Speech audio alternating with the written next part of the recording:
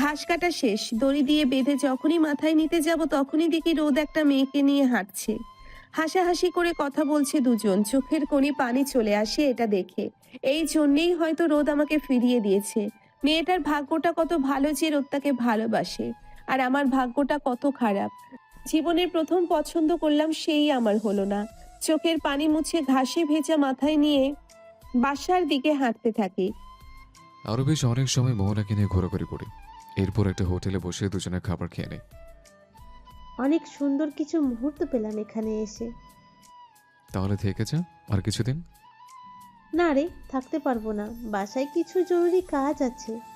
আমি সোহানকে নিয়ে আসবো খুব তাড়াতাড়ি। এখনো চলে যাবে নাকি তুই? এখনই রওনা দিব, নয়তো পৌঁছাতে পৌঁছাতে রাত হয়ে যাবে।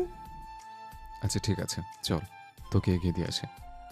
থাক ডাক্তার সাহেব, তোকে আর কষ্ট করতে হবে না। আমি মামির বাসায় গিয়ে সবকিছু গুছিয়ে তারপর চলে যাব। আচ্ছা ঠিক, যা তাহলে যা। আর সময় পেলে সোহনকে নিয়ে চলে আসিস। ঠিক আছে, আসবো। তুইও সময় পেলে যাস। হুম, কয়েকদিনের মধ্যেই বাসায় যাব, দেখা করে আসবো। মোহনা ঠিক আছে বলে রুমে চলে যায়। আমি হসপিটালের দিকে হাঁটতে থাকি। সামনে হাফসের সাথে দেখা হয়। মাথার ঘাসের বোঝা নিয়ে বাসার দিকে যাচ্ছিল। আমায় দেখে বলে, মেয়েটাকে খুব সুন্দর লাগছিল আপনার সাথে ডাক্তার সাহেব। ও আমার ফ্রেন্ড শুধু, একসাথে লেখাপড়া করেছে। পাশের গ্রামের ওর মামির বাসায় এসেছিল। আমি এখানে আছি জেনে দেখা করতে এসছে।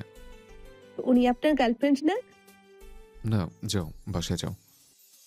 বলেই রোদ আমাকে পাশ কাটিয়ে চলে যায়। আমি মুখ ভেঙচি কেটে একা একাই বলি, বাসায় যাও। ওনার কথা শুনে আমাকে বাসায় যেতে হবে। আমি নিজেই বাসায় যাব। আমার কাজ শেষ, এমনিই চলে যাব। হাসপাতালে এসে রোগী দেখতে থাকি। বিকেল প্রায় 5টা বেজে গেছে। হসপিটাল থেকে বের হয়ে চলে আসি একটা গাছের কাছে। গাছে উঠবো আম্মুকে কল করার জন্য, কিন্তু গাছে তো উঠতেই পারছি না। হঠাৎ সেখানে হাফসা ওর সাইকেল নিয়ে আসে। আমাকে দেখে হাফসা বলে, গাছে উঠতে পারছেন না? গাছে ওঠার প্রয়োজন কি? আম্মুর সাথে কথা বলবো। আচ্ছা, একটু অপেক্ষা করুন, আমি আগে উঠি। একটা মেয়ে হয়ে এত ফাস্ট গাছে উঠে গেল। আর আমি এত সময় চেষ্টা করে উঠতে পারলাম না। হাফসা গাছে উঠে আমার দিকে হাত দিয়ে বলে, দিন ডাক্তার সাহেব, হাত দিন। পাগল নাকি? আমার ওজন সামলাতে পারবে না। কি যে বলেন না ডাক্তার সাহেব, ছোট থেকে কত বড় বড় বোঝা সামলিয়েছি, আপনি তো কিছুই না। আল্লাহর উপর ভরসা রেখে হাত ধরে উঠে পড়ুন। ইম্পসিবল। আল্লাহর উপর ভরসা আছে আমার, কিন্তু তোমার উপর নেই। কি যে বলেন ডাক্তার সাহেব, ছোট থেকে এই গাছে গাছেই বড় হয়েছি, সমস্যা হবে না, হাত দিন। আরে না না, পড়ে গিয়ে হাত পা ভেঙে গেলে পরে কি হবে? সমস্যা নেই, আমি এর আগেও অনেকবার গাছ থেকে পড়ে গেছি, তখন যখন কিছু হয়নি, এখনই হবে না। আমি তোমার হাত পা নিয়ে চিন্তা করছি না, আমি আমার হাত পা নিয়ে চিন্তা করছি। নিচে কোনো সাপোর্ট নেই যেটা সাহায্যে উপর উঠবো। আমি সাইকেলটা গাছে লাগিয়ে দিচ্ছি, সাইকেলে পা দিয়ে উঠে যান। বলেই আমি সাইকেল গাছের সাথে লাগিয়ে দিই। রোদ সাইকেলে পা রেখে গাছে উঠে যায়। আমি সাইকেল নিয়ে চলে আসতে শুরু করি। এটা দেখে রোদ বলে, আরে আমি কি গাছে তুলে দিয়ে চলে যাচ্ছ কেন? আমি নিচে নামবো কি করে? সেটা আপনি জানেন, আর সমস্যা হবে না, শিখে যাবেন। 2-4 দিন সমস্যা হবে, তারপর বান্দরের মতো এক ডাল থেকে অন্য ডালে যেতে পারবেন। আরে আমার কথা শোনো হাফসা, আমি গাছ থেকে নামতে পারবো না। কে শোনে কার কথা? হাফসা এক প্রকার দৌড়ে সাইকেল নিয়ে চলে যায়। আমি মাথায় হাত রেখে গাছে বসে আছি। উঠে পড়েছি যখন, আমার সাথে কথা বলে নেই। কিভাবে নামবো পরে দেখা যাবে। মোবাইল পকেট থেকে বের করে দেখি নেটওয়ার্ক পেয়েছে। আম্মুকে কল করে, কল রিসিভ করে আম্মু। কেমন আছো তুমি বাবা? ভালো আছি আম্মু, তুমি কেমন আছো? আলহামদুলিল্লাহ ভালো আছি। কি করছো এখন? আর তোমার গলা এমন শোনা যাচ্ছে কেন? আর বলো না আম্মু, তোমার সাথে কথা বলার জন্য গাছে উঠেছে, এখন নামবো কিভাবে সে চিন্তা করছে। গাছে কেন উঠেছো তুমি? এর আগেও তো আমার সাথে কথা বলেছো। তখন নেটওয়ার্ক পাওয়া যেত যেখানে সেখানে। কি একটা সমস্যা হয়েছে, সবখানে নেটওয়ার্ক পাওয়া যায় না। এখন হয়তো গ্রামের শেষে যেতে হয়, নয়তো উঁচু জায়গায় উঠতে হয়। এখন তুমি নিচে নামবে কিভাবে? আর তুমি না বললে বাসায় আসবে, কই আসলে না তো? নিচে কিভাবে নামবো দেখবো পরে। বাসা আসা নিয়ে কথা বলবো বলেই কল করা। আমি পরশুদিন আসছি বাসায়। ঠিক আছে, তাহলে তুমি আসো, আমি তোমার পছন্দের খাবার রেডি করে রাখবো। ঠিক আছে আম্মু, এখন তাহলে রাখি।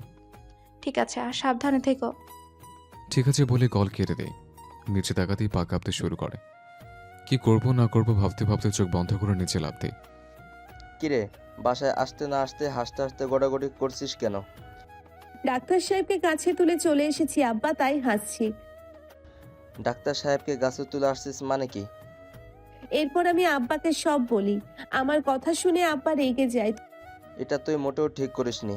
ছেলেটা গাছে উঠতে পারে না, এখন নামবে কি করে? যদি একটা কিছু হয়ে যায় তখন কি হবে? তুমি একটু বেশি ভাবছো আব্বা, এসব বাদ দাও, ওনার চিন্তা উনি করুক। ছেলেটা আমাদের গ্রামে আসার পর থেকে মানুষের শুধু উপকারই করে যাচ্ছে, আর তুই ছেলেটাকে এমন অবস্থায় ফেলে এলি। কাজটা ঠিক করিসনি তুই। আব্বা রেগে চলে যায়। আমি ভেঙচি কেটে রুমে এসে শুয়ে পড়ি। ডক্টর হয়ে নিজেকে যে পেশেন্ট হতে হবে বুঝতে পারিনি। তখন গাছ থেকে লাফ দেওয়ার পর বাবা মচকে গেছে, অনেকটা বেশি ফুলে গেছে। ঠিক হতে কম করে হলে 1 মাস সময় লেগে যাবে। সব ওই ফাসিল মেটার জন্য হয়েছে। একটা স্ট্যান্ড এনে দেয়, সেটার উপর ভর দিয়ে আস্তে আস্তে হেঁটে বের হয়ে আসি হসপিটাল থেকে। একটা রিক্সা নিয়ে বাসায় চলে আসি। রাত প্রায় 9টা বেজে গেছে। বাগানে চেয়ারে বসে বসে বই পড়ছে। এত রাতে বাসা থেকে বের হয়েছি, কেউ দেখলে যে কত কথা শোনাবে আল্লাহই মালুম। কিন্তু না বের হয়ে উপায় ছিল না। আমার এক বান্ধবী এসে বলল ডাক্তার সাহেব নাকি গাছ থেকে পড়ে পা ভেঙে ফেলেছে। সবটা আমার জন্য হয়েছে। আমি তখন তাকে ওই অবস্থায় রেখে না আসলে এমনটা হতো না। কোনো রকমে সবার আড়ালে চলে আসি ডাক্তার সাহেবের বাসার সামনে। কলিং বেল না দিয়ে দেয়াল টপকে ওপরে যাবার জন্য দেওয়ালের ওপর উঠি। দেওয়ালের সাথে হাত ঘষা লেগে অনেকটা কেটে যায়। সেদিকে না তাকিয়ে দেওয়ালের ওপর থেকে লাফ দিই। হঠাৎ এমন শব্দ শুনে আমি গেটের দিকে তাকাই। দেখি কেউ মাটিতে পড়ে আছে। স্ট্যান্ডে ভর দিয়ে দাঁড়ায়। কাছে যেতেই দেখি হাফসায় শরীরে ময়লা পরিষ্কার করছে। আমি শরীর থেকে ময়লা পরিষ্কার করতে করতে সোজা হয়ে দাঁড়াই। সামনের দিকে তাকিয়ে দেখি ডাক্তার সাহেব বাম হাতে স্ট্যান্ড, তাতে ভর দিয়ে দাঁড়িয়ে আছে, এক পাশ হয়ে। চোখের কোণে পানি চলে আসে এমন দৃশ্য দেখে। তুমি এখানে এত রাতে, তারপর এইভাবে? শুনলাম আপনার পা ভেঙে গেছে, কেমন আছেন সেটা দেখার জন্য এসেছি। দেখে কি করবে তুমি? তুমি কি নিজেকে ডক্টর মনে করো? ভুল হয়ে গেছে, মাপ চাইতে এসেছি। আমার জন্যই তো আপনার এই অবস্থা হয়েছে। আমি সত্যি খুব লজ্জিত, আমাকে মাফ করে দিন। এখান থেকে যাও, কেউ দেখলে অনেক বড় সমস্যা হয়ে যাবে। চলে যাব, একবার বলুন আমাকে মাফ করে দিয়েছেন। নেক্সট টাইম যদি রাতের সময় তুমি আমার আশেপাশে আসো, তাহলে তোমার জন্য আমার থেকে খারাপ আর কেউ হবে না। ঠিক আছে, তাহলে আমি কাল কলেজ থেকে এসে আপনার হসপিটাল আসবো, মাপ চাইবো, আর আপনার কাছে আবার পড়াশোনাও চালু করব। না তো কোনো প্রয়োজন আছে, আর না আমার পারমিশন। আপনি একটু বলে করেও তো বলতে পারতেন। আমি ভালো করেই বলছি। ভালো করে বলতে ভালোবেসেও তো বলতে পারতেন। আমার সামনে থেকে চলে যাও। তোমার জন্য আমার কাছে কোনো সময় নেই। আশা করি বুঝতে পেরেছো। কথা শেষ করেই আমার মুখের উপর দরজা বন্ধ করে দেয় রোদ। আমি সেখানে দাঁড়িয়েই চোখের পানি ফেলছি। খুব কষ্ট হচ্ছে বুকের বাম পাশে। উনি কেন আমাকে বুঝতে চাই না। আমি আবার দরজায় নক করি। কিছু সময় পর রোদ দরজা খুলে রাগী কণ্ঠে বলে, তোমার প্রবলেম কি? হ্যাঁ, তোমাকে বলেছি না এখান থেকে চলে যেতে? তোমার মুখটা দেখতে ইচ্ছে করছে না। চলে যাচ্ছি আমি ডাক্তার সাহেব, তবে মনে রাখবেন আজ আপনি আমাকে তাড়িয়ে দিলেন, এমন না হয় আবার আপনি আমার কাছে আসতে চান। এমনটা কখনো হবে না। আমার পেছনে ছেড়ে দাও, নয়তো আমি এই গ্রাম ছেড়ে দেবো। আবার মুখের উপর দরজা বন্ধ করে দেয় রোদ। আমি চোখের কোণে পানি নিয়ে সেখান থেকে চলে আসি বাসায়। রুমে শুয়ে শুয়ে কান্না করছি। সোফায় বসে আছে। আমি কেন হাফসের সাথে এভাবে কথা বলি আমি নিজেও বলতে পারি না। ও আমার সামনে থাকলে মনে হয় চলে যায়, আর দূরে থাকলে মনটা ছটফট করে তাকে দেখার জন্য। মনে মনে নিজেই নিজের কাছে শপথ করি আর কখনো রোদের সাথে কথা বলতে যাব না। ওনার সামনেও যাব না কখনো। দেখা হলেও অচেনা মানুষের মতো চলে যাব। আমার স্বপ্ন ডাক্তার হবার, সেই স্বপ্নের দিকে এখন থেকে এগিয়ে যাব। এর বাহিরে আর কিচ্ছু চিন্তা করব না। পরের দিন সকালে ঘুম থেকে উঠে ফ্রেশ হয়ে নিয়ে ভর দিয়ে হাঁটতে থাকি। গন্তব্য হসপিটাল। কিছু সময়ের মধ্যে চলে আসে হসপিটালে। নিজের চেম্বারে বসে আছে। রোগী আসছে, তাদের চিকিৎসা করছে। রোগী দেখতে দেখতে দুপুর হয়েছে। শরীরটা খুব ক্লান্ত লাগছে। বাসায় যাবো ভেবেছিলাম, কিন্তু এই অবস্থায় বাসায় গেলে আম্মু কষ্ট পাবে। তাই ভাবি আম্মুকে কল করে বলে দিব এখন আসতে পারবো না, কিছুদিন আরও সময় লাগবে। যেমন চিন্তা তেমন কাজ। ঘোরাতে ঘোরাতে চলে আসি গ্রামের শেষ প্রান্তে। আম্মুকে কল করি, সাথে সাথে আম্মু কল রিসিভ করে। কেমন আছো বাবা? তোমাকে কল করবো ভেবেছি, কিন্তু তোমার তো মোবাইল সবসময় বন্ধই থাকে। আমি ভালো আছি আম্মু। আর এখানে নেটওয়ার্কের অনেক সমস্যা, কথা বলতে গ্রামের শেষ প্রান্তে আসতে হয়। তুমি আসবে বললে, সত্যি তো? কাজের একটু চাপ পড়ে গেছে আম্মু, কিছুদিন লেট হবে আসতে। সবসময় কিসের এত কাজ তোমার? ওই গ্রামে কি লোকজন রোজই অসুস্থ হয়ে থাকে? গ্রামের মানুষ আম্মু এতটা সচেতন ছিল না আগে আমি আসার। তে অসুস্থ হয়ে পড়েছে, সত্যি বলছে। আর কয়টা দিন যাক, আমি আসবো। তোমার যা ভালো মনে হয় তাই করো, আমি আর তোমাকে এ নিয়ে কিছুই বলবো না। রাগ করছে কেন আম্মু? তুমি না আমাকে বলেছ নিজের কাজকে কখনো অবহেলা করবে না। বলেছি। তুমি তো বলেছো আসবে না, এখন তুমিই বলছো লেট হবে। একটু বোঝার চেষ্টা করো আম্মু। আমারও তো ইচ্ছে করে তোমার কাছে যাই, ধরে কি ঘুমাই, তোমার হাতের মজার মজার খাবার খাই। কিন্তু সমস্যা আছে বলেই তো একটু পেছোতে হচ্ছে। ঠিক আছে, তবে এরপর যদি আর কোনো বাহানা করো তাহলে আমি তোমার সাথে আর কথা বলবো না। ঠিক আছে আম্মু, মনে থাকবে। আরও কিছু সময় আম্মুর সাথে কথা বলেই কল কেটে দিই। এরপর বাসার দিকে হাঁটতে থাকে। রাস্তায় হাফসের সাথে দেখা হয়। হাফসা আমাকে না চেনার মতো করে পাশ কাটিয়ে চলে যায়। এটা দেখে খুব খারাপ লাগলো। গতকাল আমি যে ব্যবহার করেছি ওর সাথে, তাতে এমনটা করা অস্বাভাবিক কিছু নয়। বাসায় এসে রুমে বসে আছি, আসার পথে রোদকে দেখলাম, কিন্তু আমি তাকাইও নি, আর কথা বলার চেষ্টা তো দূরে থাক। আমার দিকে কেমন ফ্যাল করে তাকিয়েছিল, তাতে আমারও তার এখন কিছু চাই আসে না। হঠাৎ একটা গানের দুটি লাইন মনে হয়, গুনগুন করতে থাকি। কাটতে থাকি দিন। এখন আর হাফসা আমার সাথে কথার চেষ্টা করে না, বরং আমাকে দেখলে এড়িয়ে চলে যায়, যা আমাকে খুব কষ্ট দেয়। ইচ্ছা করে হাফসের সাথে গিয়ে কথা বলি, কিন্তু অচেনা কোনো এক কারণে আমাকে বাধা দেয়। এক কদম এগিয়ে যায় তো দু কদম পিছিয়ে আসে। পা এখন সম্পূর্ণ ঠিক, তাই ঠিক করে আম্মুর সাথে গিয়ে দেখা করে আসবো। যেমন ভাবনা তেমন কাজ। সকালে বাসে করে রওনা দিই বাসার উদ্দেশ্যে। প্রায় দুপুর হয়ে যায় বাসায় পৌঁছাতে। আম্মু আমাকে দেখে অনেক খুশি হয়। এমন শুকিয়ে গেছো কেন? আসতে নাচতে শুরু করে দিলাম আম্মু। আর কোথায় শুকিয়ে গেছে, আমি উল্টো আগের থেকে মোটা হয়ে গেছে। একটুও না, আগের থেকে আরো শুকিয়ে গেছো। আচ্ছা, এখন তো তোমার কাছে আছে কিছুদিন, খাইয়ে মোটা করে দিও। আচ্ছা, অনেক দূর থেকে এসেছো, গিয়ে ফ্রেশ হয়ে নাও, আমি তোমার জন্য খাবার রেডি করছি। আমি মাথা নেড়ে চলে আসি নিজের রুমে। ওয়াশরুমে এসে ঝর্ণা ছেড়ে দিয়ে দাঁড়িয়ে আছে নিচে। ডাক্তার সাহেব বাসায় চলে গেছে, কবে আসবে কেউ জানে না, কাউকে নাকি কিছু না বলে চলে গেছে। আমি গরু ছাগলকে খাবার খাওয়াচ্ছি, আব্বার কথা শুনে বুকের ভিতর ধক করে ওঠে। কিন্তু আব্বাকে সেটা বুঝতে না দিয়ে বলি, তো আমাকে এসব কেন বলছো আব্বা? তোকে ছেলেটা পড়ালো, তুই কত ভালো রেজাল্ট করলি। বরং তাছাড়া ও আসার পর আমাদের গ্রামের মানুষ কতটা সুস্থ জীবনযাপন করছে, কত মানুষকে অসুস্থ থেকে সুস্থ করে দিয়েছে। এলাকার বেকার ছেলেগুলোকে বুদ্ধি দিয়ে এখন ব্যবসায় বানিয়ে তুলেছে। ডাক্তার সাহেব কি একেবারে চলে গেছে আব্বা? সেটা তো জানি না, কাউকে নাকি কিছুই বলেনি। হাসপাতালের একজন আমাকে আসার পথে বলল ডাক্তার সাহেব চলে গেছে। আব্বা আর কিছু না বলে চলে যায়। মনটা ছটফট করছে, ডাক্তার সাহেব সত্যি সত্যি চলে গেল। মানুষটা আমাকে বুঝতে চাইলো না, চোখের কোণে পানি চলে আসে, তাকে আর দেখতে পাবো না এটা ভাবতেই। খাবার খেয়ে লম্বা একটা ঘুম দিই। সন্ধ্যায় ঘুম থেকে উঠে বাসার ছাদে দাঁড়িয়ে আছে। আশেপাশে তাকিয়ে নিজের চেনা পরিচিত শহরটাকে দেখছে। ল্যাম্পপোস্টে থাকা ছোট ছোট লাইটগুলো শহরটাকে আলোকিত করে তুলেছে, কিন্তু আকাশটা ঘন কালো অন্ধকারে ছেয়ে আছে। মাঝে মাঝে হালকা বাতাসে শরীর কেঁপে কেঁপে উঠছে। হঠাৎ আম্মুর কণ্ঠ শুনে পিছনে ঘুরে তাকায়। সন্ধ্যার সময় ছাদে কি করছো? এমনই আম্মু, অনেকদিন পর আসলাম, তাই ছাদে আসলাম। তোমার সাথে একটা বিষয় নিয়ে কথা বলার ছিল। হ্যাঁ আম্মু, বলো কি বলবে। আমি তোমার বিয়ে নিয়ে ভাবছিলাম, তোমার যদি কোনো পছন্দ থাকে আমায় বলতে পারো, নয়তো আমি মেয়ে দেখব। এখনো বিয়ে নিয়ে পড়লে কেন আম্মু? আর কিছুটা সময় যাক। এখন তুমি নিজের একটা অবস্থান গড়েছ, আর আমি সারাদিন বাসায় একা থাকি। তোমাকে বিয়ে করালে আমার একজন গল্প করার মানুষ হবে, আমি আর লেট করতে চাই না। আচ্ছা, আমি আরেকবার আসলে তখন দেখা যাবে। কেন? আর একবার আসলে কেন? কাউকে মন দিয়ে এসেছো নাকি? সেটা ঠিক জানি না আম্মু, তোমাকে করে বলবো। এখন এসব নিয়ে কথা বলতে ইচ্ছে করছে না। ঠিক আছে, আমি তোমাকে আরো 1 মাসের মতো সময় দিলাম, এরপর আমি আর তোমার কোনো কথাই শুনবো না। আমি মাথা নাড়ি আম্মুর কথায়। আম্মু আমার গালে হাত রাখে মুচকে এসে চলে যায়। আমি দাঁড়িয়ে সন্ধ্যার আকাশ উপভোগ করতে থাকি। কিছুই ভালো লাগছে।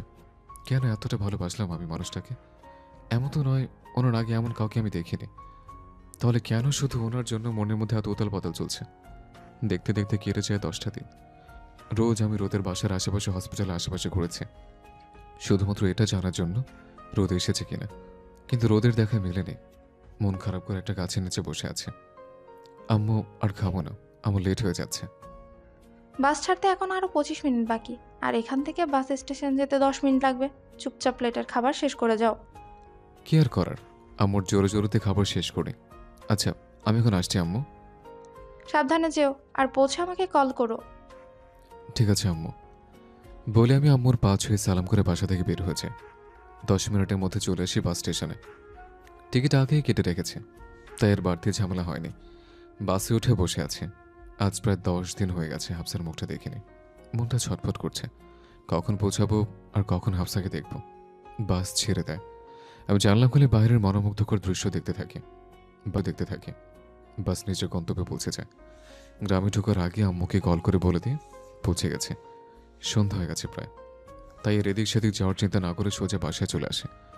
চেঞ্জ করে ফ্রেশও নেই, শীত পড়ে গেছে ভালোই। চা খেতে খুব ইচ্ছে করছে, তাই গায়েতে ব্লেজার জড়িয়ে বাসা থেকে বের হয়েছে। একটা দোকানে এসে বসে চা খাচ্ছে। অনেকের সাথে দেখা হয়েছে। কোথায় চলে গেছিলাম জিজ্ঞেস করে সবাই। আমি সব কিছু বলি। হঠাৎ সেখানে হাফসার আব্বা আসে।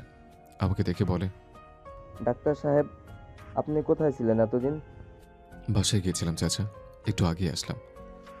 ভালোই হলো, আপনার সাথে দেখা হয়ে গেল। আমার মেয়েটার শরীরে খুব জ্বর, আজ বিকেল থেকে।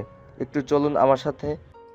আমি সময় নষ্ট না করে হাফসার আব্বার সাথে চলে আসি তাদের বাসায়। এসে দেখি হাফসায় বিছানায় শুয়ে শীতে কাঁপছে। কপালে হাত রাখতে দেখি শরীরের অনেক জ্বর। আমি হাফসার আব্বাকে একটা বালতিতে করে পানি আনতে বলি। উনি গিয়ে পানি নিয়ে আসে। চাচা, আপনি ওর মাথায় পানি দিতে থাকুন, আমি হসপিটাল থেকে আসছি। ঠিক আছে ডাক্তার সাহেব। আমি তাড়াতাড়ি চলে আসি হসপিটালে। কিছু মেডিসিন আর একটা ইঞ্জেকশন নিয়ে চলে আসি হাফসাদের বাসায়। ইঞ্জেকশন দিয়ে হাফসার আব্বাকে জিজ্ঞেস করি খাবার খেয়েছি কিনা। দুপুরে খেয়েছিল? আমি ঠিক আছে বলে একটা গ্লাসে করে পানি নিয়ে আসতে বলি। উনি পানি নিয়ে আসলে আমি হাফসাকে ধরে হাত ছোঁয়া অবস্থায় বসিয়ে দিই, এরপর মেডিসিন খাইয়ে দিই। চিন্তার কোনো কারণ নেই, সকালের মধ্যে ইনশাল্লাহ জ্বর কমে যাবে। আর যদি রাতে জ্বর বাড়ে তাহলে আমাকে ডাকবেন।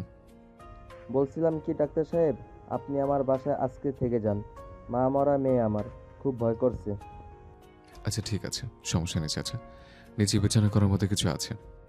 নিচে কেন থাকবেন আপনি ডাক্তার সাহেব? পাশের রুমে খাট আছে তো। এখানে থাকলে রাতে জ্বর বাড়লে বুঝতে পারবো, তাই বলছিলাম। এটা কেমন দেখায় না ডাক্তার সাহেব? সমস্যা নেই চাচা, আমি ডাক্তার, আর আমার দায়িত্ব রোগীকে সুস্থ করে তোলা। পাশের রুমে ঘুমিয়ে পড়লে বুঝতে পারবো না। হাফসার আব্বা আর কিছু বলে না, আমাকে একটা পাটি কাঁথার বালিশ দেয়। আমি বসে আছি হাফসার দিকে। জ্বর কিছুটা কমেছে মনে হচ্ছে, এখন আর কাঁপছে না। আমি হাফসার কপালে হাত রেখে দেখি কিছুটা ঠান্ডা হয়ে এসছে। ভালো করে ওর গায়ে কাঁথা টেনে দিই। হাফসার আব্বা পাশের রুমে গিয়ে শুয়ে পড়েছে।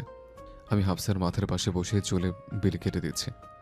মুখটা খুব শুকনো লাগছে ওর। সকালে ঘুম ভাঙতেই দেখি ডাক্তার সাহেব আমার মাথার পাশে বসে বেডে মাথা রেখে ঘুমিয়ে আছে।